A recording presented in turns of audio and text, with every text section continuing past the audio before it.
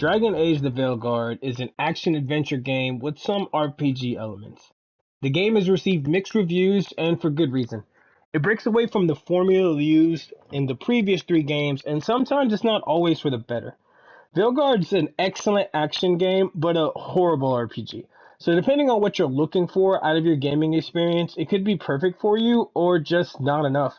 I have to give this game 2 scores, and I'll elaborate on why at the end. But after spending more than 100 hours in the game, let's break it down in a little more detail.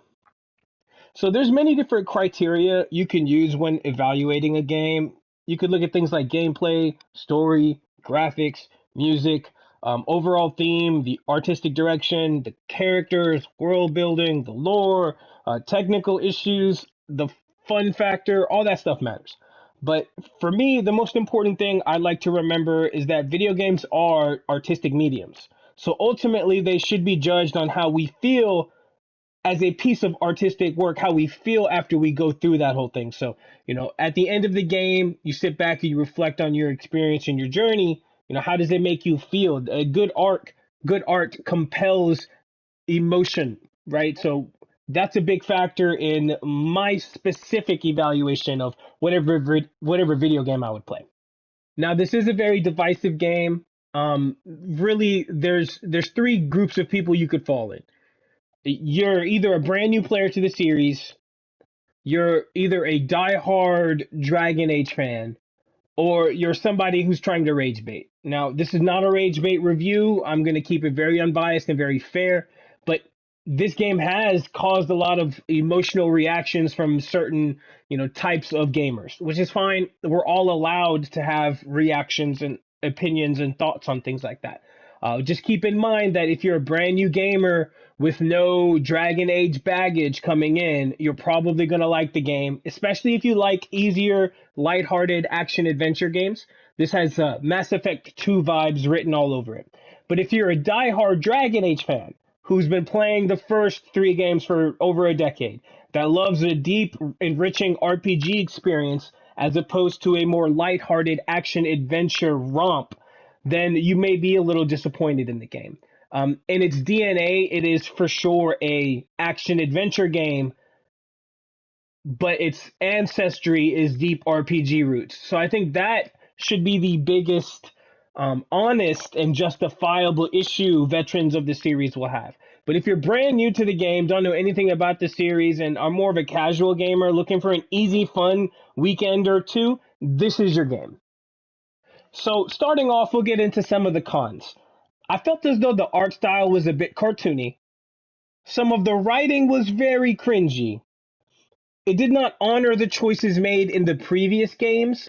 So if you're returning to the series, the combination of cartoony art style, cringy writing, and not honoring your choices from the past game, that could be enough to just make it an immediate failure in your mind.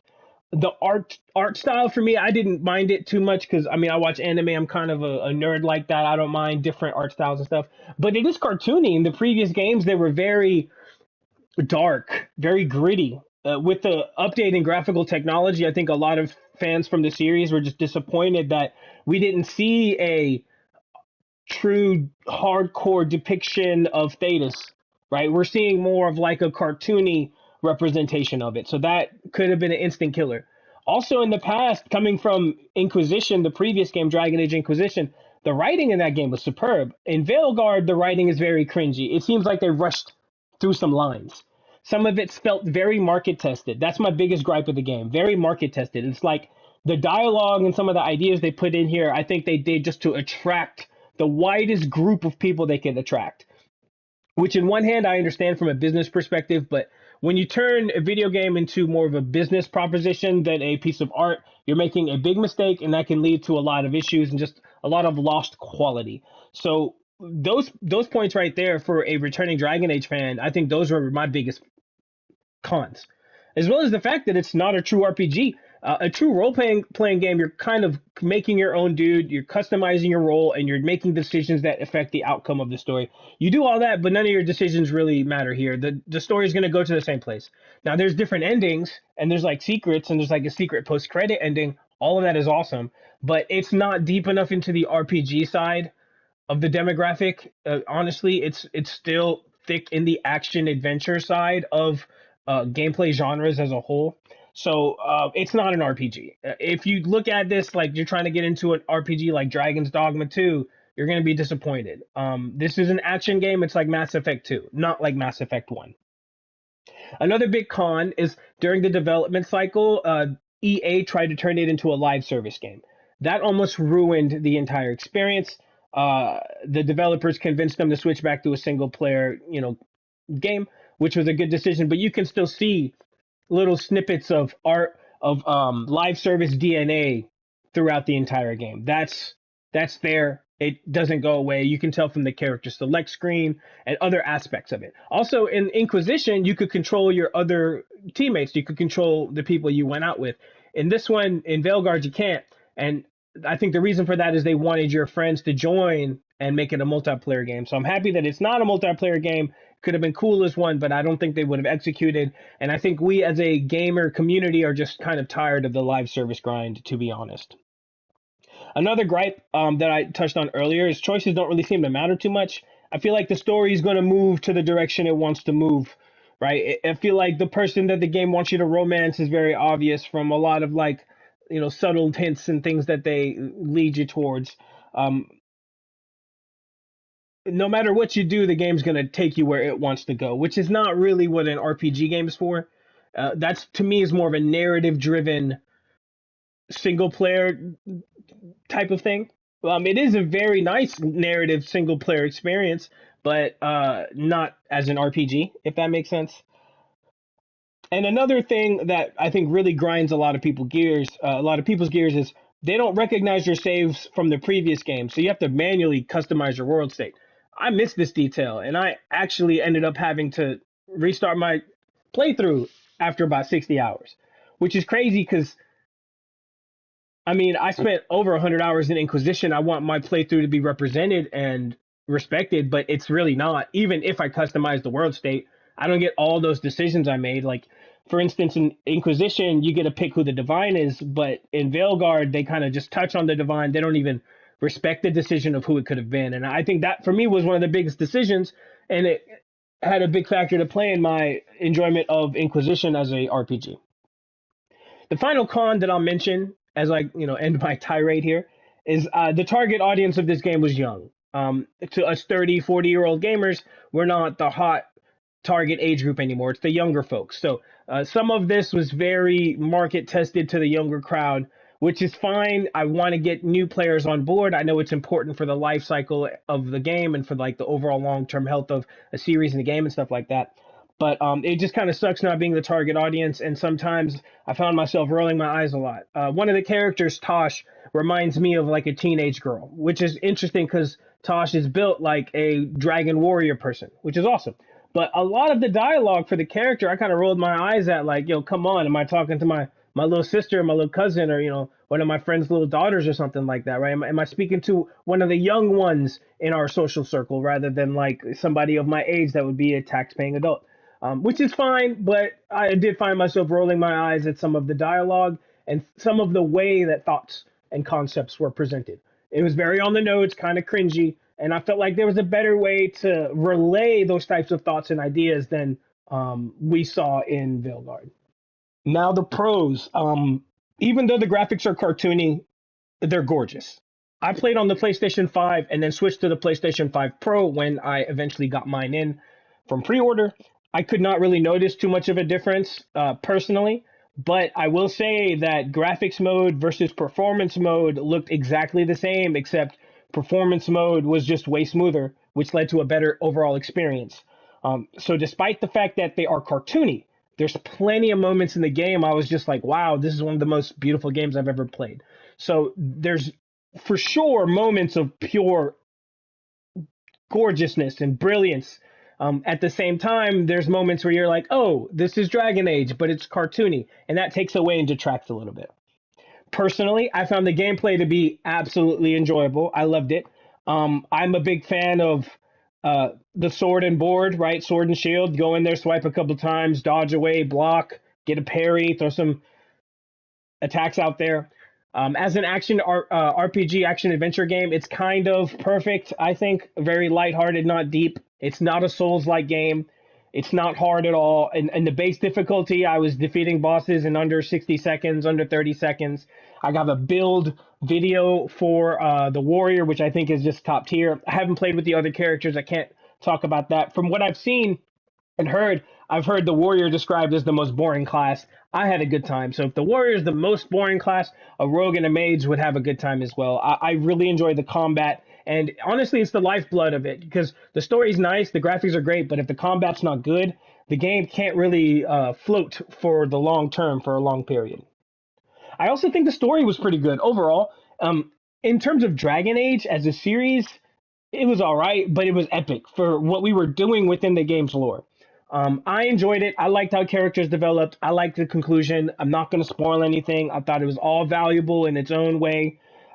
It even made me like some characters I disliked. At the end of Tasha's story arc, I liked her with my choices and how she turned out. I thought, or I liked them, whatever. I liked the character itself. So I appreciated even the characters I disliked or found a little cringy towards the end of my specific playthrough. Other characters were really cool overall, and I think the story and how it progressed and changed based off of your decisions was nice, though not as deep as a true RPG would have gone.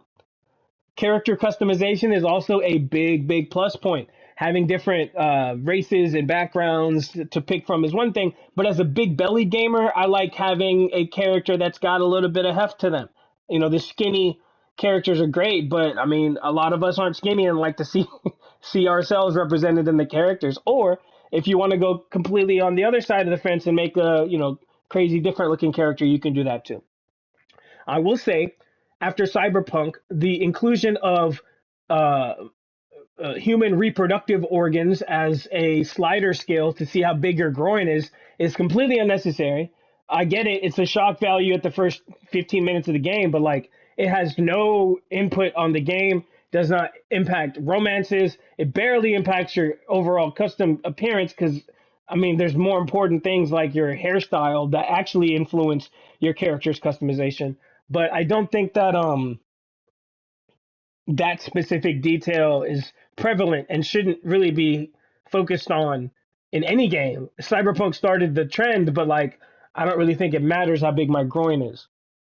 There's jokes we can make here. Sure, somebody can make a really funny joke off that. But looking at it academically, artistically, it doesn't contribute to the overall gaming experience at all. And it is quite literally just a menu select item on the first 15 minutes of the game that doesn't contribute anything else afterwards. It's a quick, cheap, shock value technique akin to when a HBO show may show a naked individual just to spur an emotional reaction. Cheap things like that used to spur emotional reactions, I think, are horrible. It's very market tested. It's a term I like to use a lot and can be seen in other characters and dialogue throughout the series. Throughout the game. I'm just not a fan of that cheap stuff. But outside of that, I think it was very good in terms of overall character customization and what I could and could not do. I felt fulfilled at the end of the story as well. Speaking on the story and the feeling we have at the end of the game, I thought that it did a good job getting where it wanted to go. And at the end of it, I was like, yeah, cool, great action game. High fives around. Nothing that made me think about living in this world or nothing that gave me an existential crisis. Like you finish Metal Gear, you might be questioning the government.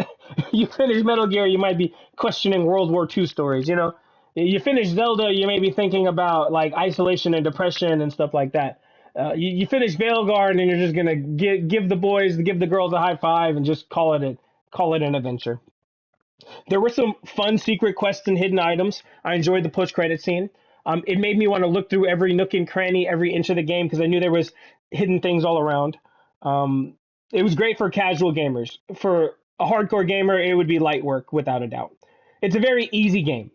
It's not a difficult game. It's not Souls-like. You can get in there just button mashing and dodging. Button mashing and dodging and be fine. I don't think that's a bad thing. If you work 40 hours a week and have a stressful job, you may not want to come in and game stressfully as well. So that's its own thing. I think it's a benefit. It's built like Mass Effect 2. So if you enjoyed that, you're going to have no problem. Action adventure game through and through. Customize your character. Make some decisions that impact the ending. But you're not going to change the overall narrative theme or whatever with your decisions. So final thoughts and conclusions. I thought I thought it was a good game. Not a deep, fulfilling RPG that's going to make you change the way you look at the world, but it was just a fun action game. I mean, if you like Game of Thrones and you like Mass Effect 2, this one's for you. Simple. If you like the first three games of the Dragon Age series and want to see your decisions respected and your hours in the previous games respected, this is not the game for you. And I was very upset that my previous decisions weren't respected like that. I felt as though this was a good one for beginning gamers, for somebody new to the RPG scene, for somebody that's not invested 3 years and hundreds of hours deep into the lore. For the casual gamer, this was great. Having said that, as a fan of the series, that pisses me off. It makes me very mad. So I have to give it 2 scores. I got to give it the unbiased score as just a game that stands by itself. And I got to give it the Dragon Age fanboy score because I love the series and I have feelings about how they handled it. The lack of RPG elements cannot be forgiven. And if choices from the past game were respected more, Veilguard could have been an all-time great and it could have been a 10 out of 10. As a new player in the series or gamers looking for an easy action adventure, dive into Veilguard. It's easy. I'd give it a 9 out of a 10 for the new player, action adventure focused player, for the non-Dragon Age fan, somebody looking for a nice weekend from a AAA game, doesn't have a lot of tech issues. I enjoyed it. However, for a hardcore RPG fan of the series, you could easily take 2 points and give it a 7 out of a 10, maybe even like a 5 out of a 10, depending on how angry you are at your past decisions not being represented correctly.